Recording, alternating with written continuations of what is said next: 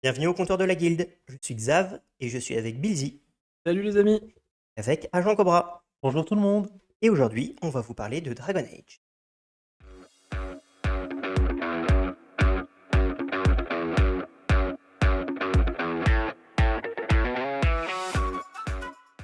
Comme vous l'avez entendu, on va vous parler de Dragon Age, et c'est un jeu qui me tient particulièrement à cœur. Il était pendant quelques temps le jeu que je maîtrisais le plus. J'ai eu plusieurs groupes sur le jeu, qui ont duré plus ou moins longtemps, et actuellement, quand je vais en convention, c'est un jeu que je ressors.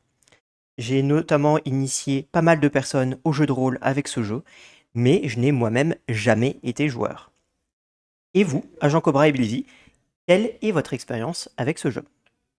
Eh bien moi, mon cher Xav, c'est assez simple. J'ai été joueur sur plusieurs parties. J'ai fait deux ou trois personnages, trois je crois, sur plusieurs tables et ça a chaque fois été assez intéressant. C'est toi qui m'y as forcé à y aller en général en convention. Euh, mais le système est assez intéressant, je trouve. On en reparlera plus tard. Mais ouais, malgré tout, garde en tête que j'ai eu une expérience avec un seul MJ, donc ça joue. Hein. J'ai pas pu voir le jeu dans une énorme globalité, mais après bon, on est limité en nombre de gens qui font du jeu de rôle malheureusement sur Terre. Merci. Et toi, Agent Cobra? Moi, c'est pareil, j'ai découvert le jeu grâce à la petite campagne qu'on avait jouée ensemble. Et puis aujourd'hui, je redécouvre le jeu à l'univers grâce à la série sur Netflix. Effectivement, donc tu viens de parler d'une série sur Netflix. Effectivement, ce qu'il faut savoir de la licence Dragon Age, c'est que c'est une licence qui est transmédia. On a bien sûr eu des jeux vidéo au tout début. Donc le premier est sorti en 2009. Il y a actuellement 3 jeux principaux qui sont sortis. Il y a aussi d'autres jeux annexes, notamment des jeux mobiles ou des jeux flash. Il y a eu des livres qui ont été publiés. Il y a eu des comics. Il y a eu des films dont on ne va pas parler. Et plus récemment, une série Netflix tout autour du même univers. Cet univers, c'est l'univers de Tedas. C'est un univers qui est ce qu'on appelle de la dark fantasy. Donc c'est du médiéval fantastique. Donc un peu comme du Seigneur des Anneaux, avec de la magie, avec des elfes, des nains, des humains, et une race un peu particulière qui s'appelle les Kunari. Donc il n'y a que 4 races intelligentes dans ce monde. Et, euh, et beaucoup d'intrigues politiques en fait. Les différentes nations vont beaucoup se faire la guerre, vont beaucoup avoir de complots. Il y a notamment des factions et des religions, et parfois il peut y avoir des alliances pour contrer des menaces ou s'embêter les unes les autres. C'est un univers qui a encore pas mal de secrets. Notamment, donc il y en a certains qui sont élucidés, et si vous regardez justement les différents médias, vous pourrez avoir des informations que vos joueurs n'ont pas, si vous êtes MJ par exemple, mais il y a certains mystères qui ne sont pas encore décrits, et c'est une licence qui vit encore, et notamment avec les jeux vidéo, et le prochain jeu vidéo, qui est Dragon Age 4 Absolution, sortira peut-être en 2024 et on aura peut-être des réponses à nos questions. Donc quand tu parles d'un univers de dark fantasy, est-ce que t'as on va dire les trucs qui reviennent habituellement en dark fantasy, donc par exemple la magie un peu corruptrice qu'on peut retrouver par exemple en Sword and Sorcery, ce genre de choses. Mm. Donc, ben, spécifiquement la magie, oui, la magie est très corruptrice. Donc, la magie est un danger dans cet univers-là. Les... Tout le monde ne peut pas utiliser la magie. Déjà, en termes de race, les nains ne peuvent pas manipuler la magie parce qu'ils n'ont pas de lien avec une dimension qu'on appelle l'immatériel. Du coup, il n'y a que les humains, les elfes et les Kunari qui peuvent l'utiliser. Et encore, en fonction de comment naît la personne, tout le monde n'a pas le potentiel d'utiliser la magie. Et les mages sont assez craints. Pas parce qu'ils sont particulièrement puissants, alors c'est le cas, ils sont particulièrement puissants, mais c'est surtout quand ils utilisent un peu trop leur magie, ils peuvent attirer des démons et qui peuvent prendre possession de leur corps. Et dans ce cas-là, ils se transforment, ils deviennent des abominations. Et qui peuvent détruire des villages entiers. Donc c'est pour ça que c'est très craint. Si on veut aller un peu plus loin sur ce sujet, ils sont encadrés par un ordre qui s'appelle les Templiers. Les Templiers donc, sont des guerriers qui sont très reliés à l'Église aussi. Donc il y a un système de religion qui est un petit peu particulier.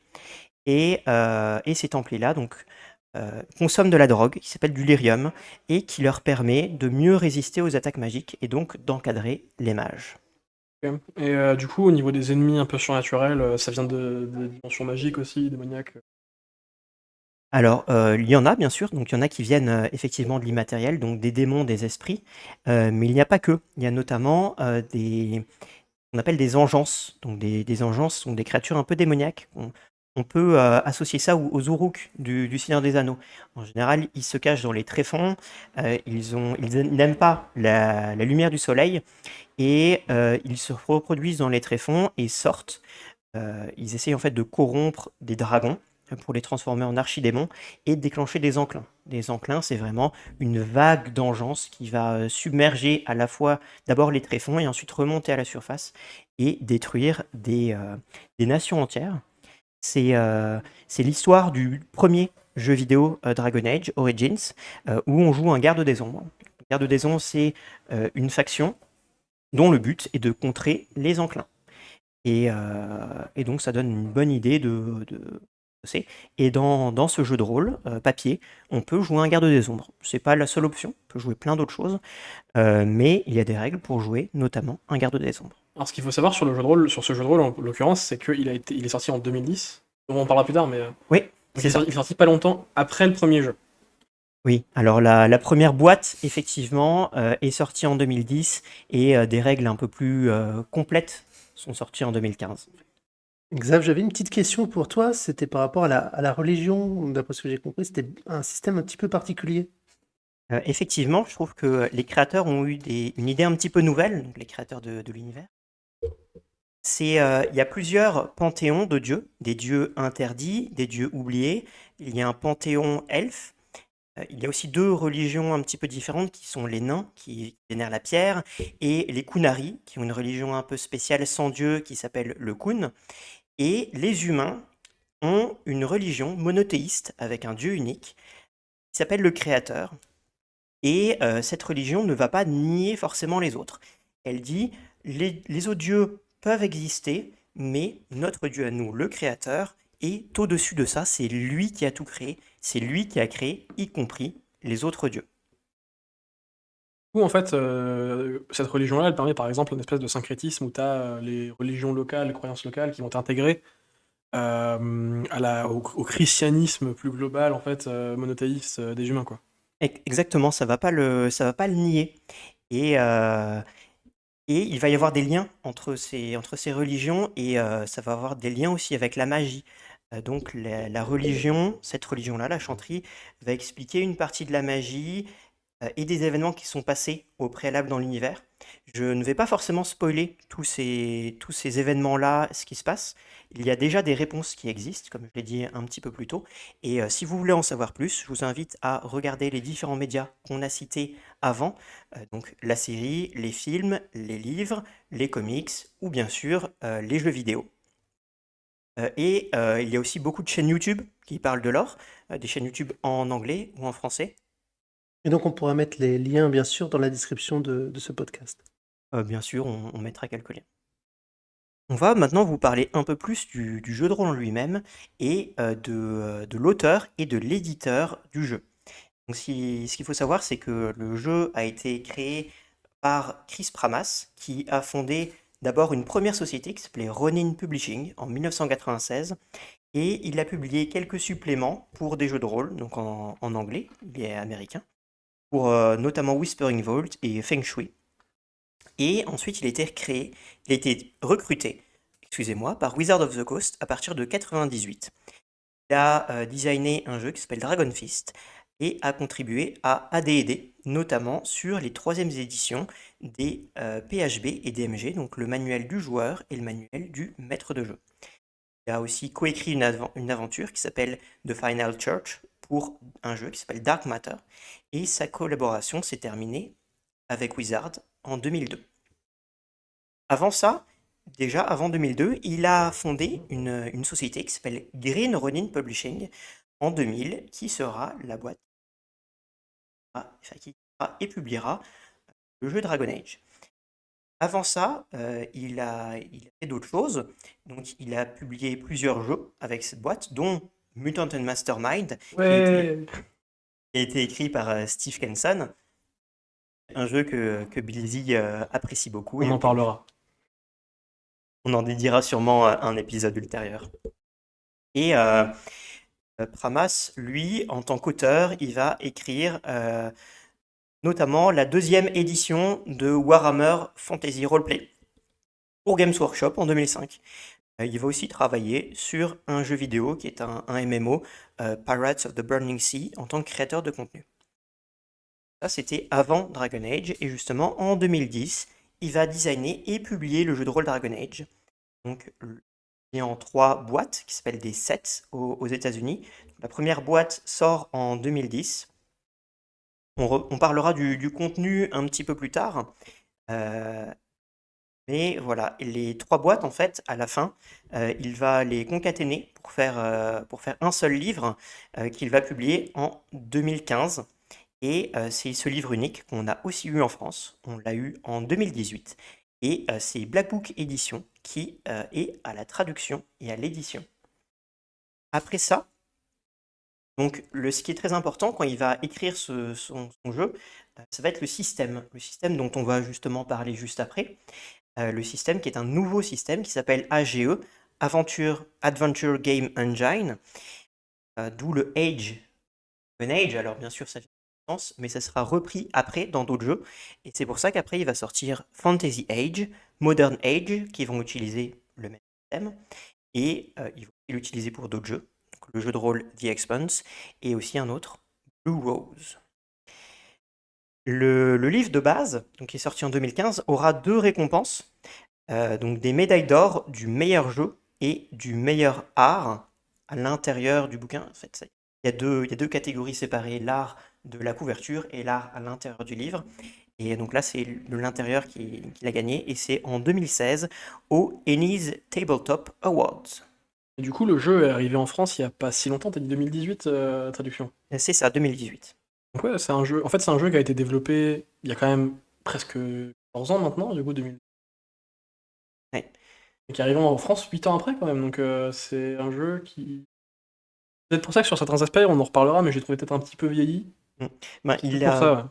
il a commencé en 2010, une version finalisée est arrivée en 2015. C'est la version française qui a aussi mis 3 ans de traduction entre guillemets. Je me doute que ça a mis 3 ans à traduire, mais ça a mis 3 ans à arriver en France. Oui, mais bon, il faut prendre le temps de faire bien les choses pour avoir un bon contenu. Donc, moi, ça m'étonne pas que ça prenne un petit peu de temps.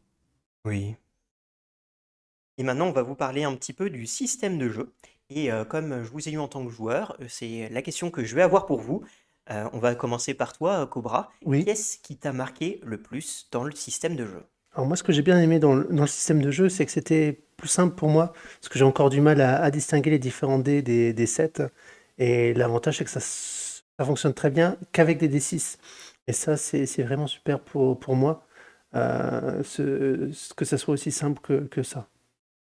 Effectivement, le jeu se joue qu'avec des D6. Et ça ressemble un peu à Donjons et Dragons à ce niveau-là. On sent que Chris Pramas a travaillé sur Donjons et Dragons. Parce que, en fait, on lance 3 D6 et quand on regarde au niveau des statistiques, en fait, on a le même range, donc les mêmes valeurs possibles à peu près que le D20, Même moyenne. même moyenne exactement. Mais par contre, on aura des valeurs qui seront beaucoup plus centrées vers la moyenne. On aura beaucoup plus de 10 et de 11, alors qu'avec un système D20, on a 5% de chance de faire chaque valeur, c'est probable. Ouais, donc ça devient plus simple et plus équilibré surtout. Euh, Plus simple, non, je dirais pas plus simple, mais plus stable. En fait, tester un des 20, t'as autant de chances de faire un 1 qu'un 20, qu'un 10. Là où avec 3d6, t'as beaucoup plus de chances de faire 10 que de faire 3. Donc t'es plus dans le milieu et du coup avoir un personnage un peu plus stable, plus capable de. Tu peux plus parier sur des actions en fait qu'avec un des 20. Exactement, en fait, ça donne un peu plus de poids aux statistiques du personnage. Parce que là où dans Donjons et Dragons, bah, ça donne un bonus de 1, mais finalement, on peut faire n'importe quelle valeur sur un des 20, hein, il n'y a pas trop d'impact de l'attribut du personnage. Par contre, dans Dragon Age, comme on fait beaucoup plus souvent entre allez, 8 et 14. Et les autres valeurs sont très peu probables. Et donc, du coup, une statistique à plus 4, et ben, ça donne un vrai avantage. C'est-à-dire que si on fait quelque chose proche de la moyenne, un 10 ou un 11, et ben, on passe directement à 14 ou 15. Alors qu'un autre personnage, faire 14 ou 15, très improbable.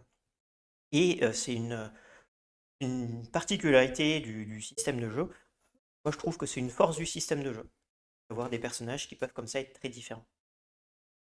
Oui, c'est bien de l'avoir à cet endroit-là par rapport à d'autres endroits où c'est un peu moins le cas. Et toi, justement, Blizzy, qu'est-ce qui t'a le plus marqué dans le système de jeu? Moi, ce que j'ai bien aimé, c'est que bah, on a parlé des 3D6, mais c'est pas 3D6, c'est pas les mêmes 3D6. Il y a un dé qui est spécial, c'est le dé de dragon. Ouais, Le dé de dragon, donc c'est le dé qui va influencer la qualité de l'échec ou de la réussite, si je dis pas de bêtises. oui, c'est ça. Donc en fait, c'est le dé où c'est bien de faire 6 dessus, par exemple, ou ce genre de choses. Et en plus, on en reparlera après, mais indiquer il va permettre de gagner des points d'un truc qui est le cœur du jeu, selon moi. Des prouesses. C'est en fait quand on fait un double sur n'importe quel dé, on gagne des prouesses, des points de prouesse qui sont déterminés par le résultat du dé de dragon. Et c'est des points qu'on peut utiliser pour déclencher des petits bonus sympas qui se coulent, qui sont utiles dans toute situation, combat, exploration, magie. Il y a vraiment plein de trucs à faire, et pour moi, c'est vraiment ça le sel du jeu et sa vraie force, en tout cas, les prouesses. Et effectivement, le système a une grande force qui est les prouesses. Donc, comme Blizzy l'a dit, on, donc quand on fait un double sur des dés, on gagne un nombre de points de prouesse équivalent au résultat du dé dragon. Et ça permet de dynamiser des combats, mais aussi de l'exploration, de l'interaction, même des lancers de sorts. On peut faire des prouesses sur tous les jets de compétences, pas les jets de dégâts par contre. Et même des jets ratés. Ça, c'est très très chouette de dire, ah ben tiens, j'ai raté mon attaque, mais par contre, j'ai fait une prouesse qui permet de renverser l'adversaire. Et dans le roleplay, c'est voilà, on a fait une attaque, l'attaque a manqué, mais l'esquive de l'adversaire lui a fait perdre l'équilibre et il est tombé. Et ça, tu peux pas les stocker, tu es obligé de les utiliser dans l'instant, hein. Effectivement, c'est à utiliser directement. Il y a des tableaux dans le système de jeu qui permettent de dépenser les points de prouesse. Et ça, justement, c'est aussi quelque chose de très cool dans le jeu. C'est que, comme le nombre de points de prouesse dépend du jet, parfois on peut faire une petite prouesse avec 1 ou 2 points, ou on peut faire une grosse prouesse avec 6 points. C'est pas comme d'autres jeux où on a fait un coup critique et bah, c'est juste un coup critique. Là, on a une gradation du coup critique. On peut avoir des coups critiques très puissants, des coups critiques moins puissants. Et on dépense ses points comme on veut. On peut prendre plusieurs prouesses. Il faut juste dépenser ses points. Oui, mais c'est des choses qu'on trouve dans beaucoup de systèmes que personnellement j'aime beaucoup, cette gradation en fait dans la réussite ou dans l'échec. Au-delà de ça, par exemple, si on prend un jeu comme pour rester dans du Donjon Dragon-like, d'autres systèmes qui le font, Pathfinder 2 le fait bien aussi parce qu'il y a un degré de réussite qui est important, mais dans des systèmes avec des 6, il y a aussi des jeux comme Wrath and Glory pour Warhammer 40 000 ou d'autres, on parlait de Warhammer tout à l'heure, Mhm. qui en fait permettent ça. Et pour moi, c'est vraiment important de pas juste avoir un réussite échec critique, vraiment avoir la qualité aussi du personnage qui rentre en compte parce que les prouesses, on dit qu'il y en a un nombre de points, mais on en reparlera après.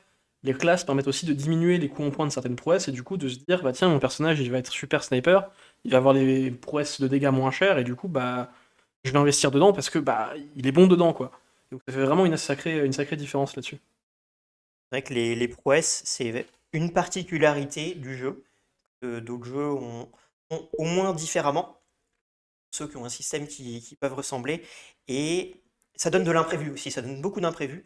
En tant que maître de jeu, les monstres ont à chaque fois des prouesses favorites, et certains ont des prouesses complètement exclusives.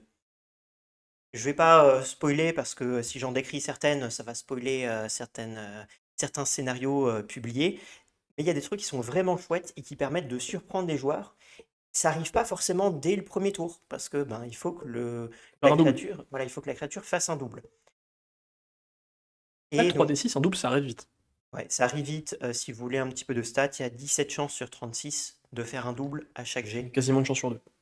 Voilà, un poil moins d'une chance sur deux et entre 47 et 48% de chance de faire.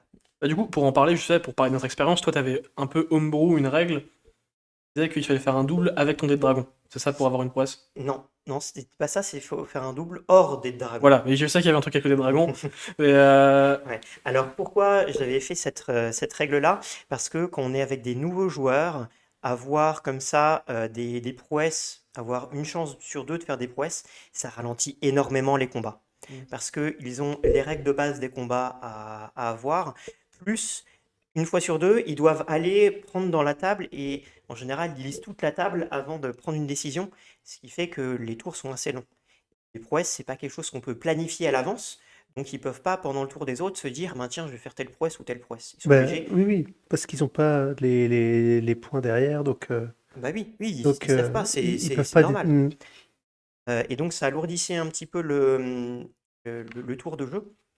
Et la règle que j'utilisais, notamment avec les nouveaux joueurs, c'est qu'il fallait faire un double sur les 2 dés hors dés de dragon, ce qui rendait la possibilité de faire des prouesses à une chance sur 6. C'est pas une règle qui est très équilibrée avec le jeu, parce que certains ennemis vont justement avoir cette notion de prouesse, et il faut faire des prouesses pour qu'ils soient intéressants. Donc c'est une règle que je conseillerais avec des nouveaux joueurs éventuellement, des joueurs qui ne connaissent pas le jeu de rôle, et, à laisser tomber pour des joueurs un peu plus Mais après, expérimentés. pour le coup, ça va assez vite parce qu'en fait, des prouesses. Alors, il y a une ou deux pages, je crois, de prouesses de base. Ouais, Donc, on pourrait croire qu'il y en a beaucoup, mais en fait, déjà, t'es limité par tes points. Donc, si t'as 2 points de prouesse, tu vas pas regarder les prouesses qui coûtent 6 points. Et en plus, t'es limité par la situation parce qu'elles sont rangées par ouais. exploration. Donc il y a un tableau où il y a entre une douzaine et une quinzaine de prouesses pour le combat. Il y a des prouesses d'exploration, des prouesses d'interaction, et il y a des prouesses pour les sorts. Donc il y a des prouesses généraux pour les sorts, et ensuite par type de sort qu'on lance. Si on lance un sort d'esprit, un sort de création, on aura des prouesses différentes. Par exemple, les sorts de création sont des sorts qui peuvent soigner. Dans les prouesses de création, il y a une prouesse qui coûte pas très cher, qui permet de soigner plus fort. Alors que sur des prouesses d'entropie, ça permet plutôt de faire plus de dégâts ou des choses comme ça. Oui, donc là, c'est plus quand tu fais des campagnes où tu peux te passer de cette règle-là, parce que les joueurs, à force de jouer, vont avoir l'habitude d'avoir la grille en tête, et donc ça va être beaucoup plus simple pour eux. Et donc ça va dynamiser les combats. Ouais, ou même avec des joueurs expérimentés, même des joueurs qui n'ont jamais joué à Dragon Age, des joueurs expérimentés qui sont capables de comprendre rapidement un système et, de faire des actions un peu comme ça au tac au tac, c'est possible de sortir directement la règle de base de, en gros, une chance sur deux de faire une prouesse. C'est pas, ça dépend, c'est en fonction du feeling de votre table. Oui, parce qu'en soi, c'est pas non plus un coup critique une prouesse en fait. Ça va augmenter un peu la réussite ou diminuer un peu l'échec, mais ça va pas doubler les dégâts, ça va pas one-shot un mob ou ce genre de choses en général. Alors ça peut quand même doubler les dégâts, il y a des prouesses qui permettent de rajouter pas mal de dégâts. Ça va pas dire doubler vos dégâts, mais ça va rajouter un D6. Par exemple, il me semble pour 2 points de prouesse, tu peux rajouter un D6. Ou pour 5 points de prouesse, tu peux en rajouter 2. Il y a des prouesses, tu peux pas les prendre plusieurs fois. Il y a des prouesses qu'on peut prendre plusieurs fois. Ça dépend. Moi, je considère ça quand même comme des coups critiques. Que tu peux un peu personnaliser, sur lequel tu peux faire un peu n'importe quoi. Mais ce que je veux dire, c'est qu'en fait, une chance sur deux, c'est pas débile, parce qu'en fait, elles vont pas non plus. C'est pas game breaker, tu vois. Ouais. Genre, dans Donjon Dragon, si on faisait un critique sur 10, plus, ouais, là, je trouverais ça bizarre. Mais... Et ce qu'il faut bien se dire, c'est que les ennemis peuvent aussi en faire. Donc, et ça viendra sur un autre aspect du jeu, sur lequel on reviendra peut-être tout à l'heure, c'est que les personnages ont beaucoup de points de vie. Euh, à la création, même un mage a plus de 20 points de vie. C'est qu'ils peuvent supporter un coup sans trop de problèmes, même deux. Et donc, du coup, si les ennemis font des prouesses et augmentent leurs dégâts, ça se survit, quoi. Ils sont pas non plus, c'est pas pas des tanks, hein, les mages, mais on a moins ce système de chips comme dans Donjons et Dragons, par exemple. Oui, puis ça va moins frustrer les nouveaux joueurs qui vont pas mourir tout de suite parce qu'ils se sont mal placés et qu'ils se sont pris de coups. Ouais. Par contre, les mobs vont aussi être un peu plus tanky. Donc, il faut quand même pas mal se placer, sinon on peut se mettre en péril pendant plusieurs tours et ensuite avoir à sauver de la situation. Je me permets de garder un peu la parole parce qu'il y a autre chose dont tu as parlé, donc le dé de dragon qui est super important et ça permet de faire autre chose, ça permet de faire des tests prolongés. Dans le système, il y a des tests prolongés. En fait, c'est des tests qui vont avoir besoin de plusieurs lancers de dés et chaque lancer de dés va faire évoluer la situation. Donc, comment ça va se formuler? Il va y avoir un niveau de difficulté du jet et il va y avoir un seuil de réussite. Le niveau de difficulté, c'est le résultat que doit passer un jet de dés unique. Par exemple, on lance 3 dés, la somme, ça fait 13, ça passe un jet de niveau de difficulté 11, sans problème. Et il y a les seuils de réussite. Et les seuils de réussite, on va faire la somme des dés de dragon des jets qui ont réussi. Ça doit dépasser ce seuil-là. Donc c'est un compteur qui va se remplir au fur et à mesure des jets de dés. Et il peut y avoir différentes conséquences à l'échec. Il peut y en avoir. Par exemple, on peut imaginer qu'il y a un test pour nager dans un tunnel immergé. Personnage qui essaye de nager pour sortir de l'eau dans un tunnel immergé, un tunnel qui est un petit peu long. Et donc du coup, le maître de jeu va lui dire, ok, fais un test de constitution natation de difficulté 11 et de seuil de réussite 10. C'est-à-dire que le personnage va lancer ses... Au fur et à mesure, il va réussir ou pas, et ça va le faire avancer. Et en cas d'échec, il peut se prendre, par exemple, un des 6 points de dégâts. Par exemple, en se... comment dire, en se tapant contre des rochers pointus sur les parois du tunnel. Du coup, il n'avance pas, donc il va devoir refaire d'autres jets et il va prendre quelques dégâts. Moi, j'avais des questions. Est-ce que tu peux quand même avoir des prouesses puisque tu lances des dés? Donc, est-ce que dans cette phase-là, tu peux... Oui, c'est pas explicité par le système de jeu. Moi, ce que je faisais quand il y avait des prouesses, c'est que j'augmentais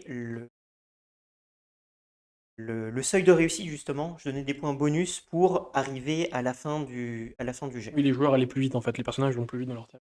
Voilà, exactement. Du coup, quand tu m'avais. Maintenant que. Enfin, en sachant ça, je m'étais un peu intéressé aux jeux qui font un système un peu pareil, le jet prolongé, et j'en ai pas trouvé tant que ça en fait. Là, le premier qui me vient en tête, c'est Age of Sigmar Soulbound. En fait, t'as deux difficultés pareil en fait. Pour tous les jets, en fait, t'as deux difficultés, t'as la difficulté et la complexité. Et la complexité, c'est le nombre de réussites qu'il faut avoir pour un test. Donc un test de base, tu feras une réussite, mais du coup, t'as des jets prolongés pareil. Et en fait, bah, c'est un système intéressant et je trouve que plus de jeux devraient utiliser ce genre de jet sur le long terme. Ouais. Parce que souvent, t'es trop. Enfin, faire un seul jet pour un truc qui prend 2 semaines, c'est un peu débile, quoi. Voilà. Et il peut y avoir des jets prolongés où il n'y a pas de conséquences à l'échec d'un jet. Donc si tu plantes un jet, c'est pas grave, mais où chaque jet va coûter quelque chose, et notamment du temps. Par exemple, on peut penser à un voleur qui doit crocheter une serrure. Et ben chaque jet, il va y avoir 1 minute qui passe, et il y a des gardes qui font des rondes, et on peut savoir que dans 6 minutes, il y a un garde qui va passer, et donc du coup, il faut qu'il réussisse son test en moins de 6 G. Ensuite, s'il se plante 1 ou 2 fois, c'est pas grave. Et justement, s'il fait des G qui dépassent le seuil de réussite avec un dé de dragon 6, il va avancer très très vite.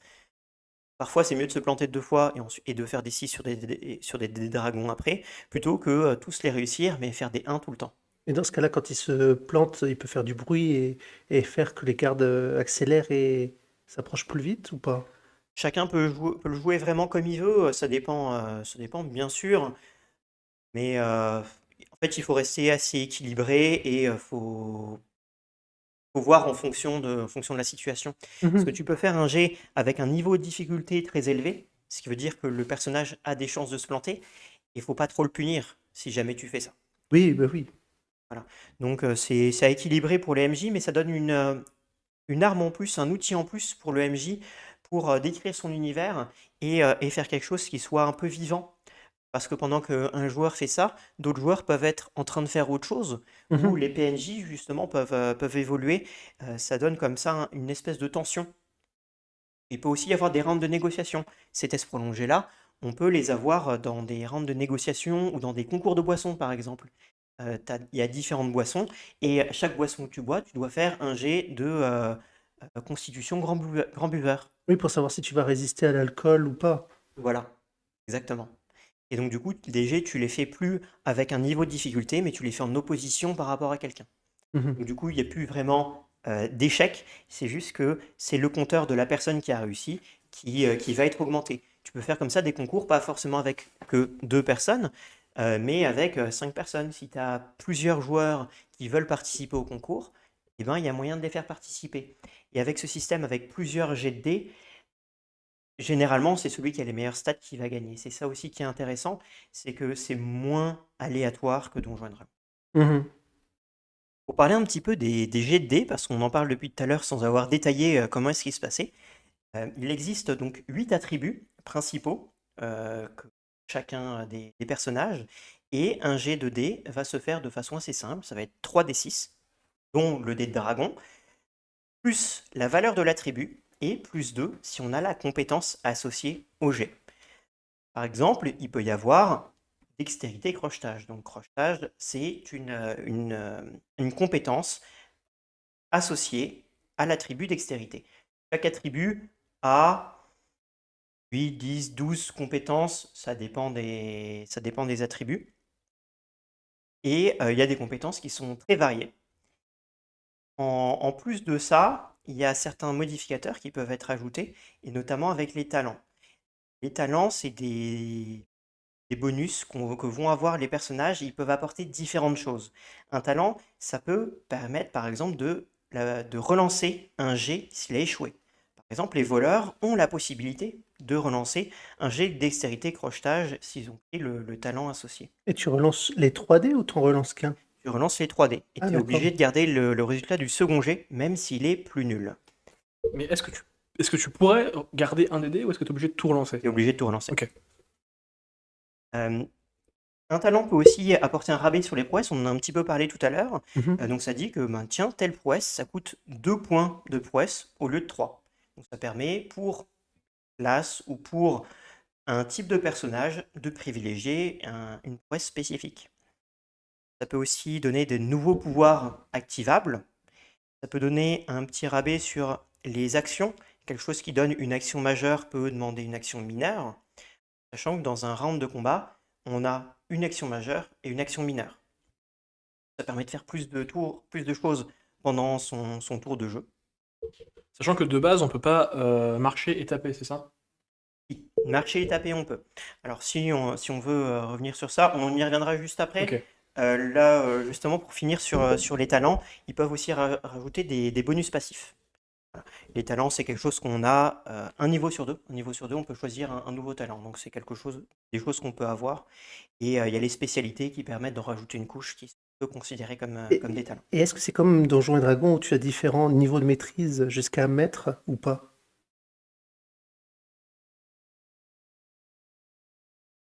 Il y a pas ça dans Donjons et Dragons, je crois. Si, il y a l'expertise, non? Je sais pas. C'est pas grave. Je crois que c'est juste un bonus, la compétence, non? Ouais. Alors, donc il y a deux choses qui sont différentes. La compétence, c'est juste maîtrise ou pas de maîtrise. Ok. Dans Donjons et Dragons, c'est ça, et dans ce système de jeu aussi. C'est pour ça, là, on n'a que plus 2. Dans Donjons et Dragons, c'est un peu plus complexe parce qu'on ajoute son bonus de maîtrise, et son bonus de maîtrise dépend du niveau. Ici, c'est qu'un bonus de plus 2, quel que soit son niveau. Voilà, alors que par exemple, un jeu comme Pathfinder 2, lui par exemple a des niveaux de maîtrise différents. Ça va de qualifié à expert, maître et légendaire. Du coup, c'est pas Donjons et Dragons. Par contre, dans les talents, et c'est pour ça que ça m'a un peu fait bugger ta question, c'est que effectivement, les talents, tu vas avoir un talent cambriolage par exemple, et le niveau novice va permettre de relancer un jet, que le niveau, alors je ne sais plus comment il s'appelle, niveau compagnon, il me semble, le suivant, ça va permettre de faire autre chose, une autre truc, et le niveau maître va te permettre de faire un troisième. Donc chaque talent, il va y avoir 3 niveaux, et pour avoir le niveau expert, enfin, le maître, tu es obligé d'avoir les 2 niveaux d'avant, etc. Mais tu n'es pas obligé, tu peux prendre que le niveau novice dans plein de talents différents, c'est pas très. Et comme tu le disais, c'est à chaque fois un niveau sur deux lors de l'évolution du personnage. Ouais. Donc c'est pas rare, mais effectivement, on a moins souvent que des compétences. On fera l'évolution des personnages un petit peu plus tard, je vous propose. Il y aura pas mal de choses à dire aussi dessus. Et tu voulais parler de quelque chose que j'ai déjà oublié. Oui, moi aussi. Mince, dis donc, on a bien préparé ce podcast. Je disais quoi? Ah oui, les combats. Le combat, comment Ah il oui, marchait. les déplacements, tout ça, oui. Voilà. Ouais. Donc, par tour, en fait, vous avez, j'ai un peu menti tout à l'heure, vous avez une action majeure, une action mineure et des actions libres. Les actions libres, on dit qu'on en a plusieurs, on en a techniquement une infinité, mais ça vous permet pas de faire grand-chose. Et lâcher une arme, parler, des trucs comme ça, quoi. Ouais, oui, voilà. C'est parler, c'est dire trois mots, où il y a des actions qui vont jouer sur des actions libres. Et en gros, vous pouvez faire utiliser autant de compétences que vous voulez qu'utiliser des actions libres, c'est pas un problème. Ensuite, vous ne pourrez pas parlementer avec l'adversaire, vous ne pourrez pas faire des tests de statistiques, enfin, des jets de compétences avec des actions libres. Ça ne sera pas possible. On est d'accord que préparer une arme, bander un arc ou préparer encanter un sort, là, on sort de ce cadre-là. Exactement, on sort de ce cadre-là. Euh, donc, il y a différentes choses dans ce que tu as dit. Préparer une arme, c'est une action mineure. Par tour, il y a une action majeure, une action mineure et des actions libres. Une action majeure, généralement, c'est beaucoup attaquer. Il y a plusieurs types d'attaques. Vous pouvez faire une attaque normale, vous pouvez faire une attaque à outrance. Vous avez des bonus sur vos jets d'attaque, de dégâts, mais vous avez un malus sur votre défense. Vous pouvez aussi courir. Si vous voulez aller très vite, vous pouvez courir et donc vous déplacer de votre vitesse multipliée par 2 pendant votre tour. Les actions mineures, ça permet de faire d'autres actions. Le déplacement, vous pouvez vous déplacer de votre vitesse. Donc si vous combinez votre action majeure et votre action mineure pour vous déplacer, vous pouvez déplacer de 3 fois votre vitesse dans un tour. Vous pouvez aussi viser, ce qui vous donne un bonus pour votre jet d'attaque. Vous pouvez recharger un arc, c'est une action mineure. Recharger une arbalète, c'est une action majeure, par exemple. Il y a des talents qui permettent d'avoir des rabais sur ces actions-là. Et donc de recharger un arc, ça prendrait une action libre, et de recharger une arbalète, ça prendrait une action mineure. Par exemple, si on n'a pas ce talent, je me souviens avec ma queuse, avec mon arc, je pouvais pas me déplacer, encocher et décocher. Exactement, ouais.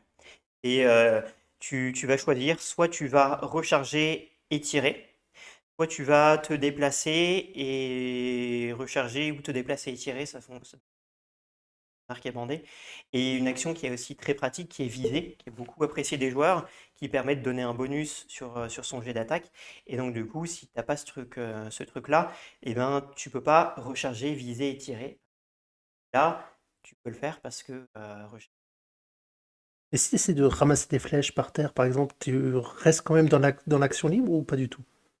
non, Ou pourquoi c'est pas. déjà une action mineure? Donc, ça dépend du MJ. Pour moi, dès que tu interagis avec un objet, c'est au moins une action mineure. D'accord. Une action libre, c'est vraiment que quelque chose que tu peux faire en plus. Assez souvent, c'est utilisé dans les sorts pour arrêter des sorts. Tu as une action qui dure, enfin, t'as un sort qui dure sur la durée, qui peut durer plusieurs tours. Tu peux l'arrêter avec une action libre. Ce qui ne demande pas de concentration, qui ne demande pas de temps. Là, par exemple, ramasser des flèches, ça demande de se baisser et ça demande d'utiliser ses mains en plus. Donc ça serait l'action libre de se baisser et d'écrire comment on le fait. Et puis de Pour moi, par exemple, ramasser les flèches en tant que telles, ce serait l'action mineure. pour moi, l'ensemble du truc, c'est une action. D'accord, ok. Voilà, donc les tests sont en général assez simples. Ils peuvent être opposés à soit un niveau de difficulté, soit en test opposé à un test d'une autre compétence ou de la même compétence, d'un PNJ par exemple. Voilà, et donc ça se passe. Il y a une particularité par rapport à Donjons et Dragons, c'est qu'il y a une défense qui correspond à la CA de Donjons et Dragons, mais il y a en plus une armure. Ce qui fait qu'il y a des dégâts qui sont ignorés par les personnages qui possèdent une armure. Et il y a certains dégâts qui percent l'armure, certains sorts notamment.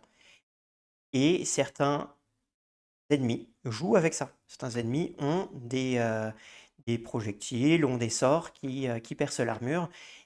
Et ça donne une dimension un peu stratégique au combat. Se dire, ben tiens, en fait, le tank, face à ce type d'ennemi-là, c'est plus vraiment un tank. Parce que, ok, il a une bonne armure, mais il n'a pas une bonne défense. Donc, du coup, en tout, il se prend quasiment toutes les attaques. Alors que le voleur, il a une meilleure défense, mais il n'a pas d'armure. Mais face à ce type d'ennemi, L'armure, elle Ouais. ne compte pas. Donc, typiquement, ce serait par exemple, t'affrontes un spectre, et du coup, comme il touche facilement le tank et passe à travers ton armure, il lui fait des dégâts, alors qu'un voleur arriverait à l'esquiver, ce serait ce genre de mise en place, hein, en gros, ce genre d'exemple. Exactement, ouais. Et même, si tu prends l'exemple des spectres, on peut dire qu'ils ne peuvent pas être touchés par des armes conventionnelles. Donc, si tu as une arme normale, tu vas pas pouvoir le toucher, à moins de faire une prouesse, des prouesses spéciales justement pour faire des dégâts magiques. Fait que pour un voleur ou pour un guerrier, ça va être très dur de le toucher. Par contre, pour un mage, il va pouvoir le toucher très rapidement. Ça permet de redéfinir les rôles dans l'équipe. Hein, tiens, qu'est-ce que fait le tank? Qu'est-ce que fait le DPS? Bah, le jour où ils ne se retrouvent plus DPS, est-ce qu'ils ont d'autres choses à faire? Est-ce qu'ils peuvent pas aider les autres membres du groupe?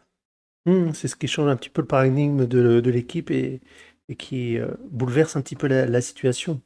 Donc c'est vachement intéressant à jouer. Moi j'avais une question par rapport au spectre. Est-ce qu'ils peuvent te faire des dégâts au tour à tour, par exemple?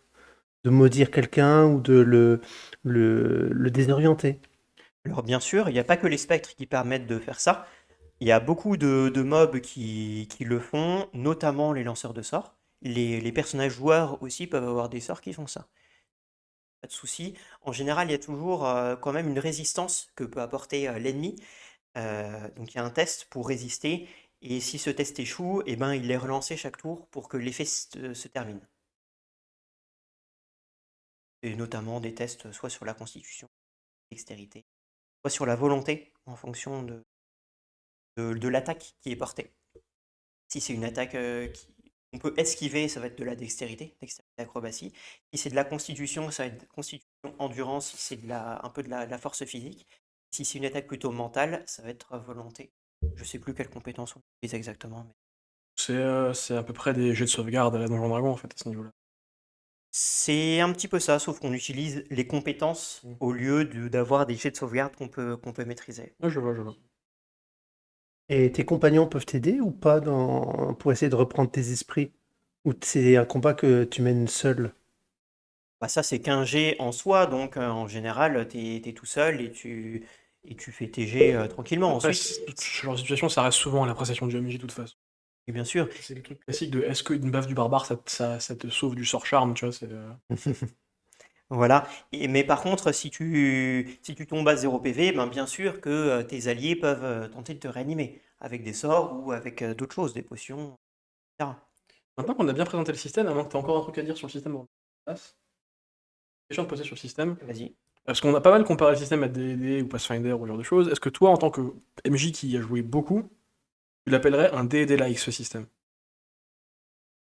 Je considère que c'est quand même un D&D-like. On sent les origines de D&D qu'ils ont pris, enfin que Pramas a pris certaines caractéristiques de D&D et il y en a d'autres qui l'a adapté.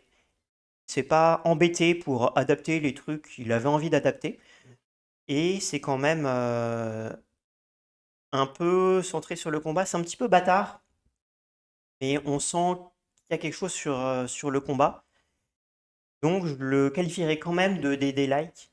Aussi parce que l'univers, bon, c'est du médiéval fantastique. Ça joue un petit peu Ouais, dans la ouais, mais balance. moi je considère que c'est un D&D-like aussi parce que au-delà de ça, on va en parler, mais t'as des niveaux, des classes, des races, mais c'est surtout que t'as ce côté groupe d'aventuriers qui vont partir à l'aventure. Ouais, ouais, c'est ça. Sauver le village du méchant. En fait, t'as une vibe Donjon Dragon, Dark Fantasy. Moi, je connais pas le jeu, j'avais pas joué aux jeux vidéo, j'ai pas vu les films, apparemment c'est une bonne chose. J'ai pas vu la série, je connais rien, j'ai pas lu les BD, mais du coup, moi j'ai découvert le jeu comme ça, et c'est vrai que c'est un peu cette vibe que j'ai vue, c'est D&D, Dark, enfin Dark. Un peu moins high fantasy que Alors, Donjon Dragon, quoi. alors, pour le coup, c'est très dark, effectivement. Le truc typique qu'on peut dire de Dragon Age, c'est que tu as des quêtes où tu fais des choix dans les quêtes. Donc ça, il y a des choix qui impactent. Tu peux vraiment dire, tiens, je prends telle partie ou je prends telle partie, sans que ce soit mauvais. Mais en général, il n'y a pas de bon choix. Il n'y a pas de bonne option dans tes choix. Il y a des options qui sont plus ou moins mauvaises, enfin souvent assez mauvaises, mais souvent quand tu te rends compte d'un problème, eh ben, la cause est un peu plus complexe qu'on le croit. Par exemple, je me permets de spoiler une petite quête de Dragon Age Origins, donc le premier jeu qui est sorti. un moment, on se retrouve face aux elfes dalaciens, donc qui sont des elfes sylvains en gros, qui vivent dans la forêt, Mhm. et on apprend que des loups-garous les attaquent. Donc on va aller taper des loups-garous d'abord, et puis on avance dans la forêt, etc. Et on tombe sur d'autres loups-garous, donc certains nous tapent pas et nous parlent. Et en fait, ils nous indiquent qu'il y a très longtemps, une malédiction leur a été lancée par les elfes, ils se transforment en loups-garous. Et si les elfes lèvent la malédiction, eh ben, ils se retransformeront en humains. Et en fait, c'est eux ce qu'ils veulent. Donc, ils attaquaient les elfes, mais c'est pas par pure gratuité. Mhm. Mais ensuite, on apprend que blablabla. Blablabla. Et donc, c'est jamais tout noir ou tout blanc, c'est toujours une nuance de gris. Et en fonction des arguments qu'on te présente et de ta propre personnalité, Du point de vue aussi, mais. eh ben, tu peux faire un Mhm. choix. Et c'est quelque chose qu'on retrouve beaucoup dans le jeu aussi. Dans les scénarios qui sont publiés, on en reparlera plutôt vers la fin du podcast, mais on retrouve cette vibe-là, Donjons et Dragons, très fataliste, pas très optimiste, Mhm. et, euh, et le jeu peut être assez dur, l'univers peut être assez dur, et c'est partie du jeu. Oui, puis les choix que tu vas faire vont forcément découler des conséquences derrière qui dépendent du point de vue que tu as. Comme là, tu l'indiquais, on pensait que les elfes, c'était les gentils, entre guillemets, puisqu'on prenait Mhm. position par rapport à eux, et que les loups-garous, c'était l'opposition, le camp adverse. Et en fin de compte, quand tu as tous les éléments, tu te rends compte que c'est les elfes qui sont dans le mauvais côté. Donc, c'est vraiment sympa. Mm. Effectivement, enfin, même si c'est pas forcément du mauvais côté, je dirais pas que c'est du mauvais côté, mais tu vois que c'est plus compliqué qu'il n'y paraît. Et pour le coup, moi je trouve que ça se rapproche beaucoup de D&D, pas tant par l'univers, enfin un peu par l'univers, mais c'est surtout par le système qui est très proche d'un jeu de plateau en fait, qui se veut très équilibré. En tout cas, c'est le but, hein, d'avoir un jeu équilibré avec des combats, des Mhm. choses très carrées. En fait, ce genre de jeu comme ça, des jeux de rôle en fait qui sont en général plus accessibles aussi aux débutants parce que justement c'est quelque chose qu'ils connaissent souvent avec du jeu de plateau ou ce genre de choses. Eh ben, si on parle d'équilibrage, je vous propose de passer sur les races et les classes. Ouais. Et donc, il y a uniquement 3 classes dans le jeu. Guerrier, mage, voleur. C'est pour ça que vous n'entendez pas parler de druide, d'ensorceleur Mais depuis le c'est début. étonnant, il n'y en a pas beaucoup par rapport à Donjons et Dragons. Effectivement, donc il n'y a que 3 classes et il y a 4 races. Mais c'est pas un. Bon, du coup, avant le podcast, j'ai parlé un peu des gens qui ont joué aux jeux vidéo. C'est pas un truc du jeu vidéo d'avoir que trois classes aussi? Ici. Ouais, Si, c'est dans le jeu vidéo, ok. il y a que 3 classes et il y a que 3 races. Je pense que Pramas a voulu euh, garder ce truc-là du jeu vidéo. Et est-ce que tu t'es renseigné sur est-ce que c'est le cas dans d'autres systèmes AGE ou est-ce qu'on a des jeux du système AGE avec plus de classes? Je sais pas exactement, Ok. pour le coup, On en reparlera peut-être dans un podcast. peut-être. Abonnez-vous. Et donc, il y a 3 classes et 4 races, comme je le disais, pour 11 combinaisons classe-race. Vous allez me dire, 3 x 4, ça fait pas 11, ça fait 12 normalement. C'est les maths. C'est pas nouveau, on les avait fait. Non, parce qu'il y a une combinaison qui est impossible, c'est le nain mage, car dans l'univers, comme je l'ai dit tout à l'heure, les nains n'ont pas de lien avec les matériels et ne peuvent pas manipuler la magie.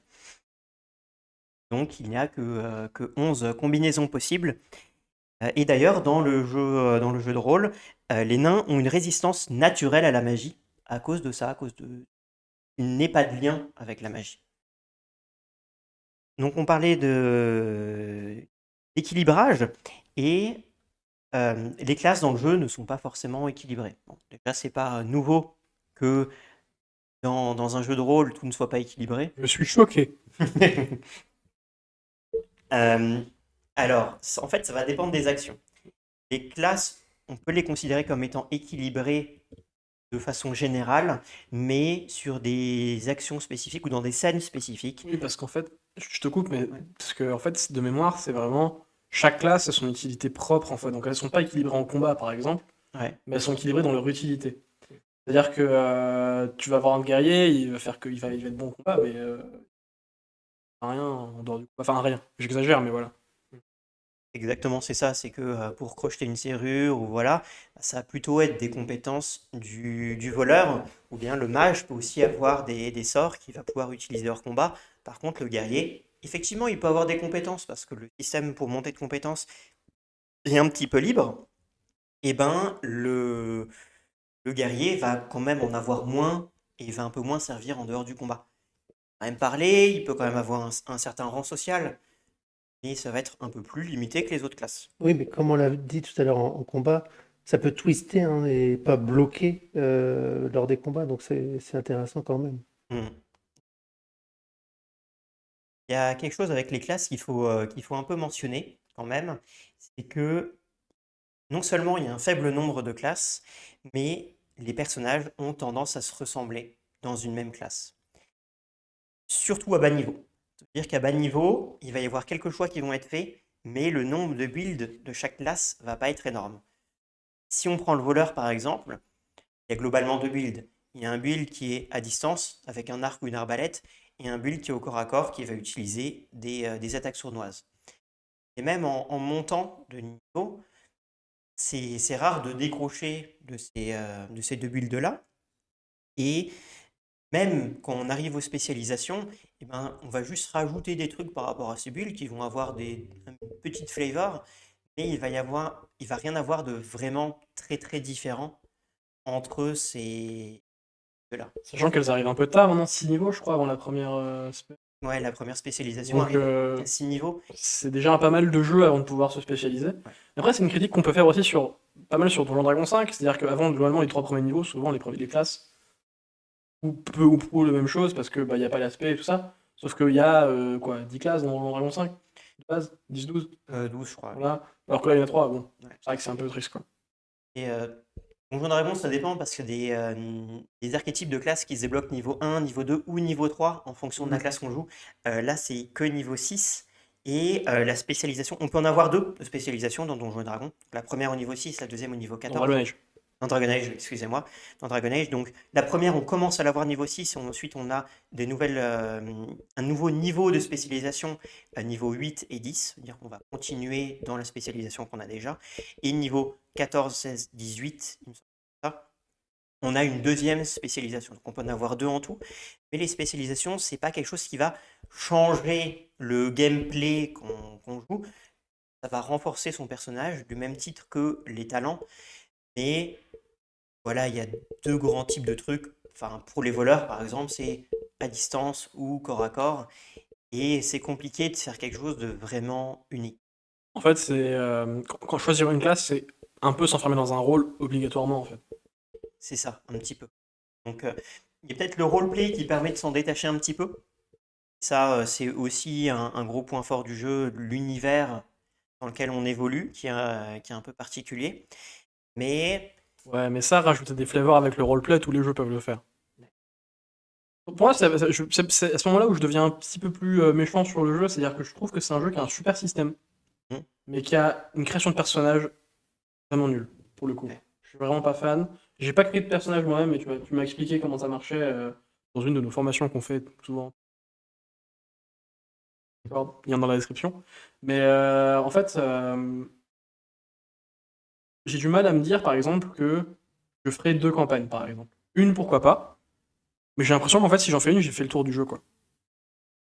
Et ensuite, pas forcément, ça dépend le MJ, où est-ce qu'il t'emmène. Il peut faire des campagnes qui sont complètement différentes. Si tu veux qu'on parle justement un peu plus de la création de personnages, on peut en parler. Effectivement, la création est assez simple. Déjà, les attributs qu'on a, il n'y a pas la différence entre les scores et les modificateurs, comme on pourrait avoir dans Donjons et Dragons. Ici, on a directement les modificateurs, donc à la création, qui vont de -2 à +4. Bah, ça, c'est bien, ça clarifie les fiches de personnages parce que Donjons et Dragons, les fiches, elles sont très compliquées, très remplies on a un peu le sentiment que j'en ai. Et moi qui suis assez débutant, que ce soit en tant que joueur ou MJ, c'est plus simple pour moi de remplir une fiche de Dragon Age. Alors, il y a d'autres complexités dans la fiche de Dragon Age, notamment les talents qui sont un petit peu différents, mais ouais, au niveau des attributs, c'est un poil plus simple. Ouais, non, mais les scores, les modificateurs, c'est une chose du passé, faut arrêter avec ça. C'est vraiment, ça rajoute de la complexité pour rien. Donc, il y a 8 attributs différents, comme on l'a dit. Alors, on vous les a pas cités, les attributs différents. Il y a force, constitution, dextérité. magie, ruse, volonté et du charisme. Donc on recomptera et si c'est pas bon, tant pis. Mais vous avez l'idée, quoi. Mais globalement, ce que j'aime bien aussi, c'est qu'un système pour les classes. Je me permets de me corriger. Donc, c'est pas du charisme, c'est de la communication. Et bien sûr, il y a de la perception. Voilà. Le propre attribut, contrairement à Donjon. Et du coup, ce que je veux dire, c'est qu'en fonction des classes, t'as un système de attributs principal et secondaire, c'est ça, les mots? Ouais, c'est exactement ça. Donc, des attributs principaux, des attributs secondaires. Donc, chaque classe a 3 attributs principaux et 5 attributs secondaires. Par exemple, pour le guerrier, force, constitution, dextérité, c'est ses attributs primaires. Et les autres, les attributs secondaires. Et en fait, quand on va monter de niveau, on va monter au niveau pair un attribut primaire et au niveau impair un attribut secondaire. On choisit quel attribut on monte, mais ce qui fait qu'à tous les niveaux, on monte un attribut. Contrairement à Donjons et Dragons, où globalement, un modificateur, on augmente d'1 point tous les 4 niveaux. Et est-ce qu'avec ta montée de niveau, tu peux dépasser la limite de plus 4? Absolument. Oui, oui. Là, la limite de plus 4, c'est la limite qu'on fait à la création de personnages. Mais bien sûr qu'on peut aller au-delà et qu'on se spécialise. Les spécialités nécessitent un certain niveau. Alors en général, c'est 3, mais ça peut dépendre. Donc minimum 3 points dans un attribut spécifique. Et on va aussi gagner une compétence à chaque niveau. Et ça va être le même fonctionnement. C'est une compétence liée à un attribut principal sur les niveaux pairs et une compétence liée à un attribut secondaire sur les niveaux impairs. Le coup de monter les attributs, j'y pense, mais le coup de monter les attributs à tous les niveaux, c'est sympa parce que on disait que c'était cool de pouvoir avoir un système où t'avais un jet moyen assez récurrent. Ouais. Mais le problème, du coup, c'est que si tu prends du retard sur tes montées de points, c'est plus difficile de faire des gros jets. C'est ce que je veux dire. Exactement, ouais. Donc si tu montes pas tes trucs où t'es bon, tu peux vite te retrouver à devoir faire 17 avec les 3D, et là ça commence à être compliqué. Exactement. Et ce principe d'avoir sur les niveaux impairs aussi des attributs secondaires à monter et des compétences d'attributs secondaires à prendre, ça permet d'avoir des persos un peu plus équilibrés et où vous mettez pas tout dans les deux mêmes attributs parce que vous voulez min-maxer votre personnage. Ça vous oblige à avoir un certain équilibre et ça permet de développer parfois au niveau roleplay certains traits de votre personnage qui ne sont pas des traits majeurs non plus. Mhm. Et ça permet notamment à un guerrier, on voit beaucoup des guerriers avoir de la communication, notamment des Templiers par exemple. En étant nobles, ils sont censés avoir un certain niveau de communication et donc du coup ils augmentent leur communication. Ils sont intéressés plutôt par les recherches. On a par exemple pour les mages ruses, c'est dans les compétences primaires, mais on peut avoir un mage un peu plus bourrin, un mage des forces, qui veut utiliser justement de la force, par incohérent. Ou un mage tanky, qui utilise la constitution. Il peut avoir des sorts justement qui permettent de tanker. Ça permet d'avoir quand même, de contrer le problème qu'on disait d'avant, que tous les personnages se ressemblent. Justement, ça permet de le contrer un petit peu. Je dirais même plus, ce qui est intéressant, c'est que ça force les personnages à avoir d'autres trucs que leurs trucs principaux. Ah bah oui. Parce que du coup, tu peux pas faire le gros build à min-maxer et à mettre tous tes points en force si t'es un guerrier. T'es obligé de mettre des points dans ton truc secondaire. Ça, c'est intéressant de forcer ces joueurs à le faire. Parce que on parle beaucoup de jeux, mais moi, ça m'arrive souvent d'avoir des joueurs qui, par exemple, vont min-maxer et c'est pas forcément une mauvaise chose de leur part. Hein. Je veux dire, je veux pas jeter la pierre, mais ça peut poser des problèmes dans l'équilibrage, alors que là, ils vont forcément devoir monter communication ou esprit, ou ce genre de choses. Ils donnent des personnages assez sympas pour le coup. Ouais, donc ça permet de contrer justement ce qu'on disait avant, donc c'est un argument en faveur du jeu. Pour le coup, c'est pas mal.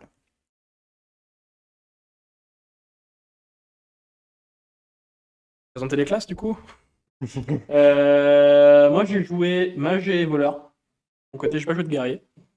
T'as joué quoi toi, Bastien? Alors moi de mon côté, j'ai joué une elfe et puis un nain. Oui, mais les classes.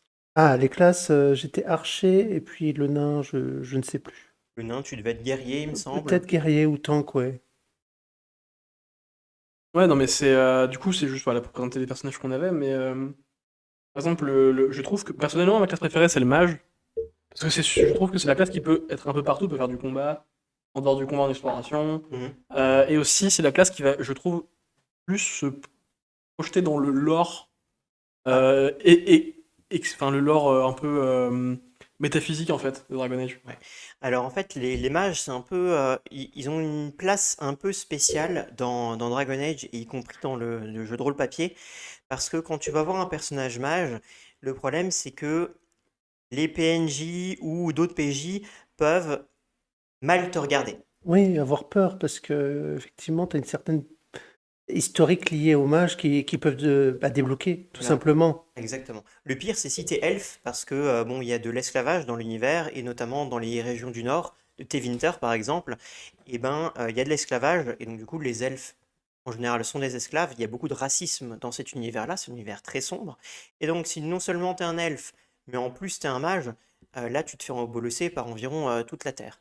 Mais quand tu te fais mal regarder parce que t'es mage, c'est inné, c'est-à-dire que c'est un truc magique ou c'est juste un préjugé? C'est un préjugé. Oui, les gens ont juste peur de l'historique parce qu'ils ont déjà vu un mage devenir fou parce qu'il n'a pas eu sa dose de lyrium. Alors non. Non, non, les mages ne sont pas censés consommer de lyrium, ce sont les templiers qui sont censés consommer du lyrium, qui est la drogue qui permet de résister à la magie. Les mages peuvent en consommer, ça augmente leur pouvoir magique, mais en fait la chanterie, l'église de cet univers a un peu la main mise sur le commerce de lyrium. Non, mais je posais la question parce qu'il y a des univers justement où il y a des magiques. Pense à Ars Magica, toi. Je pense à Ars Magica, on en reparlera aussi. Je lis dans tes pensées. Je savais quand tu as posé la question que... Et ça, c'est sans magie. Bref, donc on va. Oui, du coup, le mage. Donc je me souviens, il y a un système de mana. Ce qui est intéressant, c'est que on a plein de mana. Effectivement. On peut faire plein de trucs. Et même quand on a plus beaucoup de mana, on peut faire des petits sorts, je crois, de même. Alors ouais, donc il y a c'est pas un sort, c'est un espèce de ping, donc une attaque à distance qui ne coûte pas de mana, qui sont spécifiques aux mages, et dont l'attaque est basée sur la statistique de magie. Donc comme vous êtes un mage, en général, vous augmentez votre statistique de magie, cette attaque va scale avec votre statistique de magie. Donc elle est pas mal, elle demande pas de mana. Oui, non, mais du coup, moi, ce que j'ai bien aimé, du coup, c'est que contrairement à Donjons Dragon, Pathfinder, ces jeux-là, où les mages au niveau 1, bah, tu lances 3 sorts, tu vas te coucher. Mm. Même si dans les jeux récents comme Pathfinder 2 ou DD5, t'as les sorts de niveau 0 qui sont plus utiles, Ouais. malgré tout, t'as quand même cet effet de bah, fini quoi.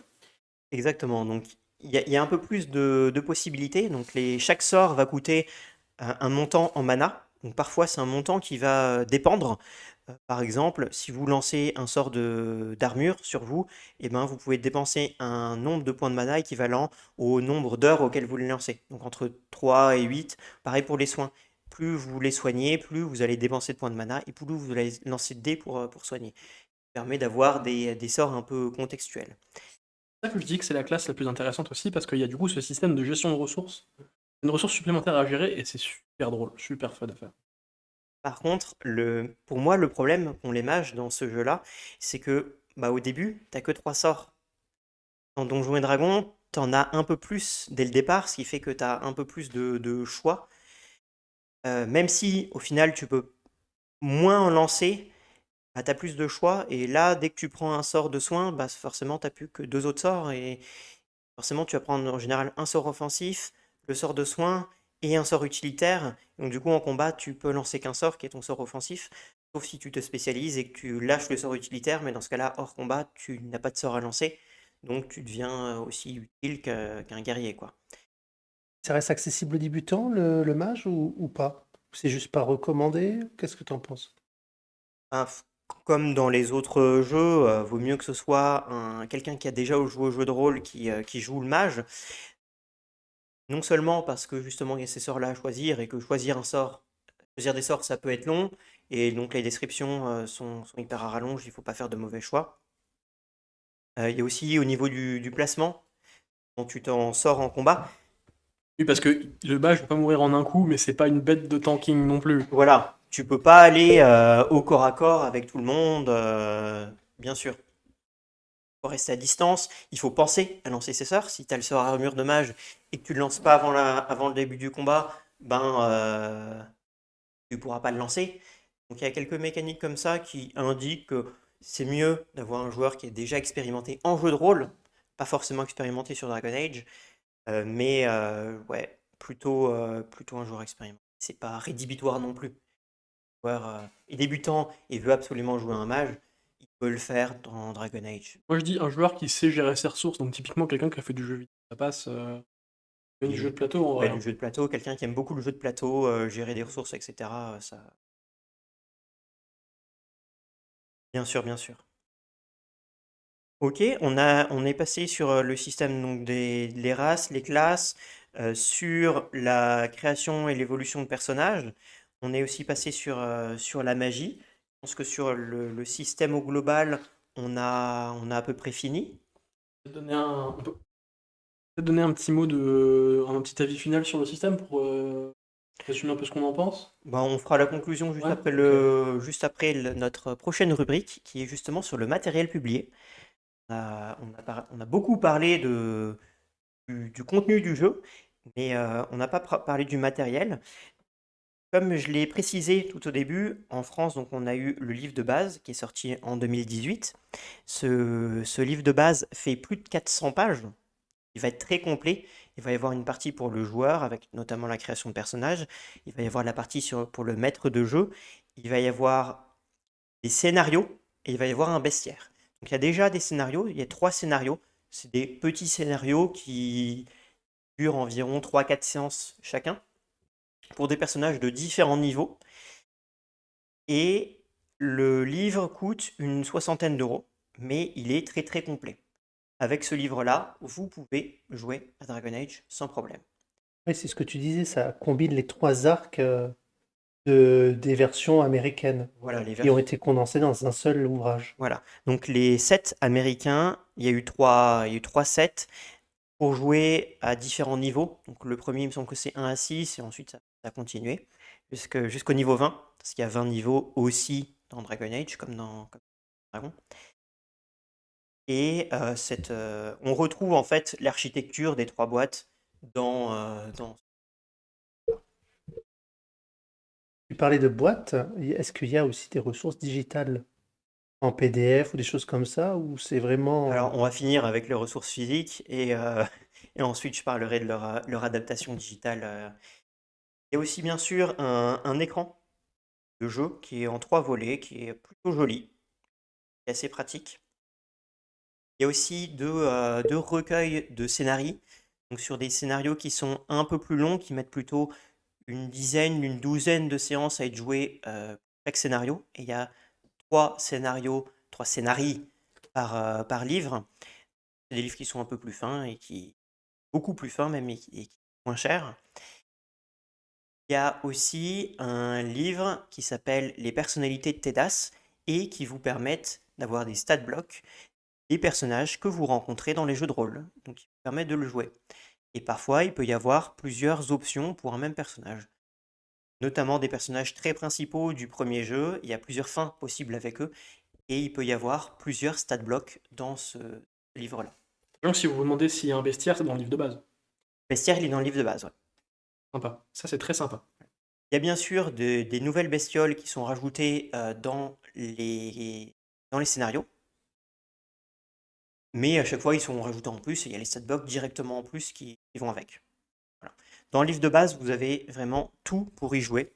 Et c'est ce livre de base-là d'ailleurs qui a été récompensé en 2016 par les Ennies. À juste titre, c'est un très beau bouquin. Ouais, il est très joli, il est bien fait, il y a plein d'informations dedans, et vraiment, voilà. Il a été disponible en PDF au moins au Kickstarter, parce qu'il y a eu un Kickstarter en fait pour la traduction. Et les différentes ressources, il me semble qu'elles sont trouvables en PDF. Ce que j'aime beaucoup, c'est un scénario qui s'appelle Duty unto Death, donc le devoir jusqu'à la mort à peu près, et qui est un scénario qui a été écrit par Chris Pramas lui-même. Ce qu'il faut savoir, c'est que les scénarios n'ont pas été écrits par Pramas, ils ont été écrits par différentes personnes. Et vous pourrez retrouver les auteurs directement dans le livre. Et donc Chris Pramas a écrit un petit scénario qui est beaucoup plus rapide. pouvez d'ailleurs le voir jouer avec, sur une émission de Will Wheaton sur YouTube. Et il a publié aussi ce scénario-là gratuitement sur YouTube. Alors il est en anglais. En fait, c'est le scénario que j'adore utiliser quand je fais des initiations, parce que c'est un scénario qui regroupe tout. Il parle à la fois de l'univers et des engelances qui sont en train de déferler sur le monde avec la garde des ombres, de l'immatériel et de la magie. Ça permet d'avoir du combat, des énigmes, un peu d'exploration, une petite enquête en quelque sorte.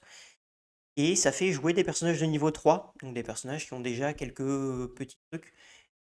Ça permet de jouer des personnages qui sont pas niveau 1 à poil. Et c'est pour ça que j'aime beaucoup ce scénario. Et en anglais, si vous êtes anglophone ou si vous sentez de le traduire, que vous voulez vous lancer dans Dragon Age, je vous conseille de le faire jouer. C'est sympa. Maintenant, on peut conclure, en général. Ouais, bah, du coup, juste avant de te donner le mot de la fin, moi, le système, super. Des dragons, super. Les 3D6, super. Les prouesses, super. La magie, super. Le reste, je suis vraiment pas fan. Après, l'univers, ouais, j'y connais pas trop, mais ça a l'air rigolo. Mais du coup, je vais pas trop m'étendre là-dessus. Mais ouais, pas assez d'options de personnages, pas assez d'options de jeu. En fait, pour un jeu qui se veut des likes, du coup, avec un côté très jeu de plateau, bah en fait, y a... ça manque de profondeur. Mhm. Et en plus, il y a le côté sac à PV qui se ressent quand même des fois, même à bas niveau. Ouais. Ça, je pense que ça, c'est à cause du jeu vidéo. Comme il y a 3 classes dans le jeu vidéo et que dans le jeu vidéo ça marche bien, ils ont peut-être voulu rester avec ce système-là et c'est ce qui pêche un peu dans le jeu. Je vais passer, du coup, je vous dis au revoir et je passe la conclusion vers Cobra. Ouais, merci, Lizzie. Non, moi, ce que j'aime bien, c'est que c'est un univers qui se rapproche de Donjons et Dragons, qui pour moi me semble un tout petit peu plus accessible dans le sens où plus simple par rapport aux dés et aux fiches de personnages qui sont bah, plus clairs pour moi. Et le fait que bah, il y ait un nombre de classes limité, ça permet d'aider quand même des débutants à choisir et à faire des compositions, comme on l'a dit, un petit peu sympa. Donc c'est c'est un bon système que je recommande. Eh ben merci Cobra.